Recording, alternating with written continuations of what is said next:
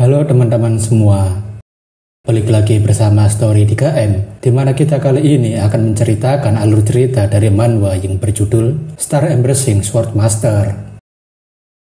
Baiklah, langsung saja kita masuk ke dalam alur ceritanya. Meskipun tidak ada di tengah langit malam, meskipun kau terjebak di jurang di mana tidak ada satupun orang yang melihatmu, jika kau ingin bersinar, jika kau masih menjaga cahaya di dalam hatimu, maka itu pastilah sebuah bintang yang akan menerangi jalanmu. Ini bukanlah cerita bagaimana seorang anak kecil kembali dari masa depan untuk memperbaiki masa lalunya, atau seorang pemuda yang memasuki isekai. Ini hanyalah sebuah cerita bagaimana seorang bocah dari kawasan kumuh yang memulai perjalanannya menjadi seorang bintang paling bersinar di antara jutaan bintang. Di malam cerah yang penuh dengan bintang bersinar, terdapat sebuah kawasan kumuh yang menjadi tempat tinggal orang-orang gelandangan yang tidak memiliki tempat tinggal. Seorang bocah dengan mata berwarna biru dan rambut berwarna pirang, seperti seorang bangsawan, sedang menatap sebuah pedang panjang di salah satu pengrajin pedang. Bocah itu bernama Vlad, dan dia dari tadi sudah menatap pedang panjang karena sangat terkagum dengan pedang itu, meskipun sudah berulang kali melihatnya. Dikala Vlad sedang asik mengamati pedang itu, seorang wanita mengomentari Vlad yang sedari tadi melamun di depan pedang panjang. Bocah perempuan itu bernama Jemina, salah satu teman Vlad yang berada di kawasan kumuh dan juga merupakan yang piatu seperti Vlad. Biarpun mereka adalah teman yang cukup akrab karena sering bersama, tapi Vlad kadang merasa kesal dengan kelakuan Jemina yang selalu mengganggunya ketika sedang beristirahat. Sebagai penjelasan, karena Vlad dan Jemina tidak memiliki orang tua, mereka harus bekerja keras untuk bisa terus bertahan hidup di kawasan kumuh yang notabene diisi orang-orang buangan. Jemina memberitahu jika orang-orang saat ini masih membicarakan Vlad yang suka berjalan-jalan sesukanya, dan Vlad menanyakan apa maksud yang sedang dibicarakan orang-orang itu. Sambil berbisik, Jemina menanyakan apakah Vlad masih sering mendengarkan suara-suara aneh jika dia memegang sesuatu yang berbentuk seperti sebuah pedang.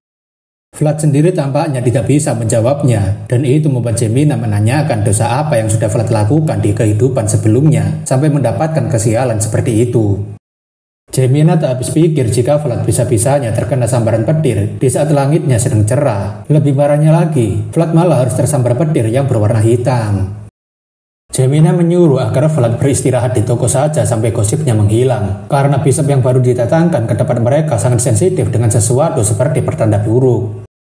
Bishop itu sendiri adalah orang yang dipromosikan langsung dari Harasi Inquisitor, jadi jika ada orang yang terlihat mencurigakan baginya, orang itu akan langsung dipasang dan dibakar hidup-hidup. Vlad menanyakan kenapa Jemina harus menceritakan hal semacam itu padanya, dan Jemina mengatakan jika ia khawatir pada Vlad yang selalu mendapatkan kesialan dimanapun dia berada. Jemina menyinggung jika ada banyak sekali orang yang menyaksikan secara langsung ketika Vlad tersambar petir hitam, jadi Vlad harus berhenti melamun dan membuat orang-orang bergosip aneh-aneh. Vlad mengatakan jika dirinya tidak mungkin akan diseret dan dipasak hanya karena melihat pedang, tapi itu malah membuat Jemina makin pusing dan menyuruh Vlad untuk membelinya saja. Vlad tak bisa membelinya karena itu sangat mahal, dan Jemina menanyakan seberapa mahal barang yang dibuat di kawasan kumuh karena ia yakin bisa membelinya. Vlad dengan wajah yang tidak percayanya tentunya tahu jika Jemina tidak akan bisa membelinya, tapi Vlad tetap memberitahu bahwa harga pedang panjang itu seharga 5 koin emas. Setelah mendengar harganya yang sangat fantastis, Jemina rasa bukan besi itu terlalu mahal untuk sesuatu yang tidak berguna. Vlad sendiri sudah tahu jika mereka berdua tak akan pernah bisa membelinya, karena hanya dengan 5 koin emas, mereka bisa berhenti bekerja selama setengah tahun. Blacksmith yang mendengar jika karyanya yang luar biasa malah disebut sebagai bukan besi yang tidak berguna, tentunya marah hanya karena mereka tidak bisa membelinya. Blacksmith itu menyuruh agar Vlad dan Jemina segera pergi dari tempatnya, karena bocah seperti mereka tak akan pernah tahu keistimewaan barangnya yang tak bisa dibeli oleh anak gang belakang. Jemina mengatakan memangnya siapa yang akan membeli besi mahal seperti itu di kawasan kumuh, dan ia rasa jika blacksmith ini sudah tidak waras karena mengira akan ada orang miskin yang mau membelinya. Blacksmith itu tentunya sangat marah karena ada seorang bocah yang dengan kurang ajarnya menghina karya terbaiknya yang telah ia tempat di tempat busuk seperti ini. Jemina menanyakan kenapa Pak Tua malah membuat sebuah pedang yang hanya akan digunakan oleh seorang kesatria, dan apakah Pak Tua sudah merasa jika ajalnya sudah dekat. Blacksmith yang sangat marah mengatakan memangnya jika ajalnya sudah semakin dekat dia mau apa. Dan ia mengatakan agar jalan kecil segera kembali ke tokonya dan mencuci piringnya. Jemina tentunya tidak terima jika dirinya dikatakan sebagai jalan kecil, padahal dirinya merasa sudah dewasa. Bahkan Jemina menanyakan kenapa Pak tua ini tidak punya sopan santun. Tak ingin situasinya makin gaduh, Vlad menyeret Jemina agar segera pergi dari sana. Tapi sepertinya Jemina masih belum puas menghina Blacksmith itu. Begitu juga dengan si Blacksmith.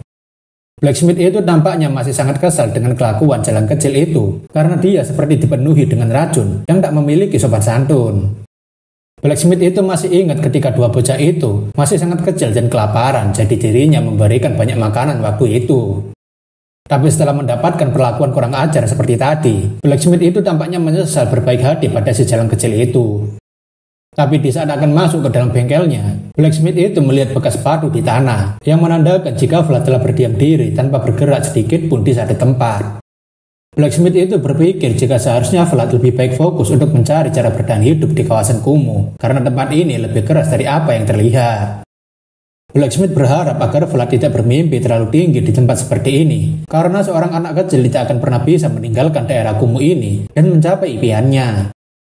Blacksmith itu tidak ingin jika karya terakhirnya akan berkarat di tempat kumuh seperti ini, jadi ia akan menjualnya pada seseorang yang bisa keluar dari kawasan kumuh ini. Biarpun begitu, Blacksmith itu sepertinya masih memiliki kenangan tentang seseorang yang pernah bersinar terang di tempat kumuh seperti ini. Suara adalah pusat dari perekonomian daerah utara dan mercusuar daerah utara yang ada karena kekuatan dari keluarga bangsawan Bayazid. Wajar saja jika tempat besar seperti ini menyimpan bayangan kelam karena kawasan kumuh yang tercipta menjadi sarang bagi orang-orang yang kotor dan menjijikkan untuk dibuang. Seperti kebanyakan kawasan kumuh yang ada, rumah bordir ataupun bar menjadi tempat hiburan paling umum di sana. Karena itu satu-satunya tempat bagi mereka untuk mengurangi stres mereka. Di antara semua pelanggan yang ada, pastinya akan ada beberapa pelanggan kurang ajar yang melakukan tindakan kekerasan pada wanita yang mereka pesan dengan alasan berusaha menipunya. Wanita itu mengatakan jika dirinya tidak menipunya sama sekali, tapi pria itu memberitahu jika dirinya sudah bekerja sebagai tentara bayaran selama 20 tahun, jadi dirinya tidak akan semudah itu dibodohi dengan obat-obatan palsu. Vlad yang baru saja datang tentunya mencoba menghalangi si pembuat onar karena membuat kekacauan di sini. Si gendut yang melihat si penjual lilin tentunya sudah tidak asing dengannya, dan si gendut langsung menyuruh Vlad agar membawakan madamnya padanya. Vlad mengatakan jika si gendut ingin bertemu dengan madamnya, maka dia harus membayar dengan menggunakan koin emas dan bukan koin perak. Si gendut tak terima jika dirinya harus mengeluarkan koin emas ketika pelayannya saja seperti sampah, dan sebaiknya si penjual lilin membawakan ibunya kemari untuk menggantikan madamnya. Dari tatapannya, Vlad tampaknya sudah cukup bersabar dengan semua omong kosong yang si gendut katakan barusan. Si gendut mengatakan jika lilin yang dijual mereka pastinya penipuan, karena lilin itu sudah terbakar habis sebelum dirinya sempat melakukan apa-apa. Vlad memberitahu bagaimana bisa dia bersenang-senang hanya dengan sesi 5 menit, dan jika dia tidak punya uang, sebaiknya si gendut pulang saja dan bermain dengan bokong istrinya sendiri. Si gendut tentunya tak terima jika dikatakan miskin seperti itu, apalagi dia disuruh pulang dan bermain dengan istrinya sendiri. Vlad mengatakan jika si gendut terlalu berisik jika ada keluhan, dan Vlad menyarankan agar mereka berdua memeriksa kebenarannya sendiri sekarang. Jika si gendut tak percaya dengan lilin ini, maka sebaiknya mereka mencobanya langsung dengan melihat seberapa lama lilin ini bisa bertahan bersamaan dengan melihat waktu yang ada di jam. Vlad mengatakan jika lilin yang akan dibakar ini habis dalam waktu kurang dari 5 menit, maka si gendut bisa melakukan apapun semaunya pada wanita yang dibawanya. Si gendut menanyakan kenapa dirinya harus mendengarkan perkataan dari seorang penipu sepertinya, karena mereka pastinya akan mencoba menipunya lagi. Vlad mengatakan jika mereka harus membuktikan siapa penipunya di sini, dan jika lilinnya habis dalam waktu 5 menit, maka sebaiknya si gendut bersiap untuk dihajar habis-habisan. Hanya dengan sedikit tatapan dari Vlad, si gendut jadinya langsung merinding melihatnya. Si gendut benar-benar tak paham dengan apa yang sedang terjadi, tapi dirinya bisa memastikan bahwa tatapan Vlad bukanlah tatapan seorang bocah biasa. Vlad kemudian menyalakan lilinnya dan ingin agar si gendut juga mengawasi lilinnya, apakah lilin ini menyala selama waktu 5 menit atau tidak. Flat beserta dengan si gendut dan juga wanita yang dibawanya sedang menyaksikan bersamaan apakah lilin yang digunakan untuk menghitung waktu mereka berjalan sesuai atau tidak. Kejadian itu tentunya tidak hanya melibatkan mereka bertiga, tetapi para pelanggan yang berada di bawah bar juga melihat bagaimana mereka berdua akan memutuskan siapa yang sebenarnya berbohong di sini. Setelah menunggu beberapa waktu bersama, lilin itu tampaknya sudah tidak mengeluarkan api lagi dan hanya mengeluarkan asap, yang artinya waktu 5 menit sudah berakhir. Si gendut kemudian melihat ke arah jam dinding karena seharusnya lilin yang terbakar habis tidak sampai melewati waktu 5 menit. Si gendut yang terlalu fokus dengan tantangan Flat jadinya baru teringat jika dirinya sebelumnya belum melihat menit keberapa mereka akan memulai menyalakan lilinnya. Seketika itu, si gendut langsung dihantam menggunakan sebuah tongkat yang ada di dekatnya dan terlihat jika hantaman itu cukup kuat. Si gendut yang merasakan kesakitan tentunya langsung berteriak dan melepaskan tangannya yang sedari tadi menggenggam wanita itu. Flat mengatakan jika waktu 5 menit yang mereka bicarakan tadi sudah terlewati, jadi sebaiknya si gendut bersiap untuk dihabisi. Karena akan sangat mengganggu dan disaksikan banyak orang, Flat kemudian menendang si gendut agar masuk ke salah satu ruangan. Si gendut itu tentunya langsung terjatuh di dalam kamar yang akan Flat gunakan untuk mengeksekusi si gendut yang sudah sempat menghinanya tadi. Flat kemudian mengunci pintunya agar tidak ada satupun orang yang akan mengganggunya ketika dirinya akan memberikan pelajaran pada si gendut.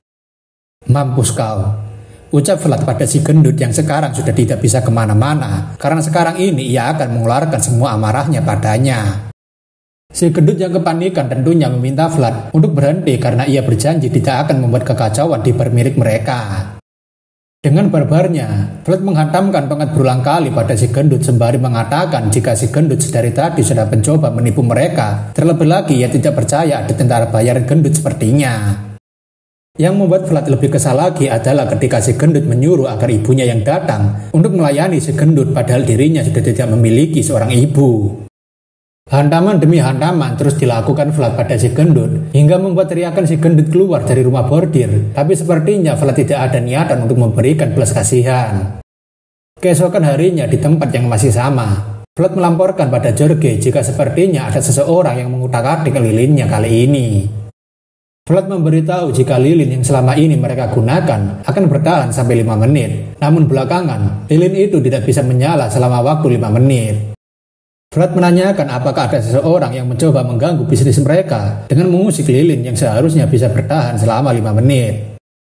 Seorang wanita yang mendengar omongan Flat dengan nada marah langsung mengatakan siapa yang berani mengusik lilin mereka yang sangat berharga bagi bisnis mereka. Flat mengatakan jika mereka harus mencari tahu siapa yang melakukan rencana busuk seperti ini secepatnya. Jika tidak, mereka akan kehilangan pelanggan mereka. Wanita itu setuju dengan perkataan Flat untuk segera mencarinya, dan ia menyuruh Flat untuk melakukannya. Tapi Flat menanyakan bagaimana dirinya bisa menemukan pelakunya. Wanita itu kemudian mengatakan jika dirinya sebenarnya sudah mengetahui siapa pelaku sebenarnya yang melakukan tindakan ini, dan Flat menanyakan siapa itu. Madam Rosmel atau Marcella mengatakan jika dirinya sendiri yang melakukannya, karena ia ingin sedikit menipu para pemabuk itu, dan mendapatkan sedikit keuntungan lebih dari mereka. Kebenaran soal Madam Marcella sendiri yang melakukannya membuat Flat tidak bisa berkata apa-apa. Bahkan Jorge sendiri sepertinya berdiam diri dari tadi karena sudah tahu bahwa itu adalah perbuatan Marcella. Flat sendiri tampaknya merasa sedikit bersalah pada si gendut karena mengajarnya habis-habisan, tapi setidaknya dia sudah melakukan tugasnya sebagai pengawal yang baik. Ketika sedang berjalan, seseorang tampaknya sudah menunggu Flat dari tadi sambil mengatakan jika dia bangga dengan perbuatan Flat semalam yang sudah tersebar kemana-mana. Orang itu bernama Burlek dan dia mengatakan jika saat ini ia memiliki urusan yang sangat penting, jadi harus didiskusikan bersama dengan Flat. Burlek mengatakan jika saat ini mereka sedang membutuhkan uang, tapi mereka sangat miskin saat ini, dan ia menanyakan apakah Flat mendapatkan bonus penjualan lilin semalam. Flat tentunya sudah tidak asing dengan pemalakan halus semacam ini, dan ia menanyakan apa yang sedang Burlek rencanakan. Burlek tentunya merinding dengan tatapan Flat yang selalu menyeramkan seperti biasanya, tapi ia ingin agar Flat menenangkan diri terlebih dulu. Singkatnya, Burlek tidak akan meminta uang pada Flat tanpa memberikan apapun, jadi ini hanyalah sebuah transaksi yang adil, dan Flat menanyakan apa maksudnya. Burlick mengatakan jika ia memiliki sesuatu yang bisa ditukarkan dengan sejumlah uang milik Vlad, jadi ini hanyalah transaksi yang tidak merugikan. Saat ini, Vlad dibawa oleh Burlick dan kawanannya untuk menunjukkan barang yang dimaksud, di mana tempat itu terlihat seperti sebuah gudang. Burlick kemudian menunjukkan jika Vlad pastinya mengenali barang ini, karena dia adalah seorang pencuri yang sangat bodoh dan tidak ahli melakukan pekerjaannya. Burlick menawarkan harga untuk barang ini sebesar 40 perak padanya, jadi ia harap Vlad tidak menegonya karena ini adalah harga terbaik yang bisa mereka berikan. Vlad tampaknya sangat kesal dengan penawaran semacam itu, tapi Vlad menanyakan bagaimana dengan jari dan kakinya. Burlick mengatakan jika ia tidak akan memanggil Vlad jika ia sudah memotong jari dan kakinya, jadi pencuri ini masih sehat karena ia hanya memberikan sedikit pelajaran. Vlad nampaknya tidak bisa menolak transaksi yang ditawarkan Burlick, dan Burlick berterima kasih karena Vlad benar-benar bisa diandalkan ketika dirinya membutuhkan uang.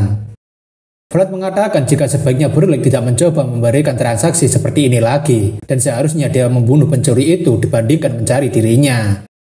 Burlick mengatakan ia tidak mau melakukan itu karena mereka hanyalah seorang anggota geng dan bukanlah seorang pembunuh, tapi Vlad mengatakan mereka tidak ada bedanya dengan memeras kehidupan seorang pegawai keluarganya sendiri. Sembari berjalan keluar, Burlick mengatakan jika ia sudah tahu bahwa Vlad pasti akan membayarnya karena dialah yang mengendalikan anak-anak gelandangan. Nat mengatakan jika dirinya meminta maaf pada Vlad karena sudah ceroboh dan merugikannya, padahal dirinya sudah berusaha bermain dengan cara aman. Vlad mengatakan agar Nat tidak perlu ketakutan seperti itu, dan ia menanyakan apakah ada tulang yang patah, tapi Nat mengatakan tidak ada. Jika Nat masih baik-baik saja, Vlad ingin agar Nat segera pergi dari sini sebelum dirinya sendiri yang mematahkan semua tulangnya. Nat kemudian berterima kasih pada Vlad yang sekali lagi sudah menolongnya di saat mendapatkan masalah. Vlad sendiri sebenarnya agak kesal karena uang yang harusnya ia kumpulkan untuk membeli pedang malah menghilang terlebih dulu sebelum mencapai 5 koin emas. Ya, kasihan sekali MC kita yang satu ini, ingin membeli pedang yang dibuat oleh blacksmith, tapi uangnya sendiri selalu dipalagi oleh orang lain. Sekarang kita berpindah ke sebuah pelabuhan yang berada di Suara, di mana tempat itu menjadi salah satu tempat yang memiliki banyak sekali transaksi perdagangan. Harven, yang merupakan bagian dari Whale Hunter dari keluarga Kapten Hover mengatakan jika bocah itu sangat beruntung karena tidak berakhir kehilangan satupun jarinya. Jika kalian merasa tidak asing dengan Harven, maka kalian akan ingat jika Harven pernah bersama dengan Vlad dan Jemina ketika Blacksmith mengingat masa lalunya saat dia memberikan makanan pada mereka bertiga, tapi saat ini Harven sudah bekerja di bawah komando Kapten Hover. Harven mengingat jika dirinya dulu telah kehilangan 2 jari beserta kakinya sebagai bentuk pelajaran bagi orang-orang yang melanggar peraturan Suara. Selain itu, Harven menanyakan pada Vlad apakah benar jika ada yang mengutak-atik lilinnya dan Vlad mengiyakan. Harven mengatakan jika beberapa waktu ini, rumor soal lilin yang diotak-atik sudah menyebar dan orang yang membuat lilin itu pastinya adalah Madam, tapi Harven sendiri tak percaya jika Madam akan melakukan hal kotor semacam itu. Vlad tahu maksud Harven, tapi ia sebenarnya heran karena Jorge sepertinya sudah tahu sedari awal dan tidak mungkin mereka berdua akan melakukan sesuatu dengan cara kotor. Harven mengatakan jika situasinya memang terdengar sedikit aneh, namun jika mereka memang menjualnya, itu pasti ada sebuah alasan yang mendasarinya. Vlad menanyakan alasan seperti apa, dan Harven mengatakan jika ada 99% kemungkinan bahwa mereka sedang membutuhkan uang, atau lebih tepatnya uang darurat. Harven ingin agar Vlad berhati-hati mulai dari sekarang, karena hanya ada satu alasan sebuah organisasi berusaha untuk mengeruk uang secepat mungkin dengan segala cara. Satu-satunya alasan kenapa organisasi yang dijalankan di kawasan kumuh membutuhkan uang dengan jumlah yang banyak secara cepat adalah karena mereka akan berperang melawan organisasi lainnya. Sebagai informasi, kawasan kumuh di Suara saat ini terbagi menjadi 5 wilayah. Di antaranya ada Workenet yaitu Jorge, Swan Badger yaitu Black Bear, Gambler yaitu Dish, Whale Hunter yaitu Kapten Hover, dan Moneybag yaitu One Armed Jack. Situasi sebelum perang antar organisasi menjadi sangat mencekam karena mereka akan mendekatimu dan bersembunyi tanpa ada suara di dalam bayangan. Sama seperti situasi sekarang, Vlad tampaknya kedatangan beberapa tamu tak diundang dan mereka bukanlah pelanggan melainkan orang-orang dari organisasi sebelah. Orang yang mendatangi Vlad adalah salah satu pemimpin wilayah di kawasan kumuh di Suara, yaitu Moneybag, One Armed Jack. Jack menanyakan pada Vlad di mana pemimpinnya saat ini, atau bisa dibilang Jack sedang ingin bertemu dengan Jorge. Sebuah insiden akan terjadi tanpa peringatan apapun, dan kehancuran akan terjadi tanpa pemberitahuan yang selalu datang tanpa pandang waktu.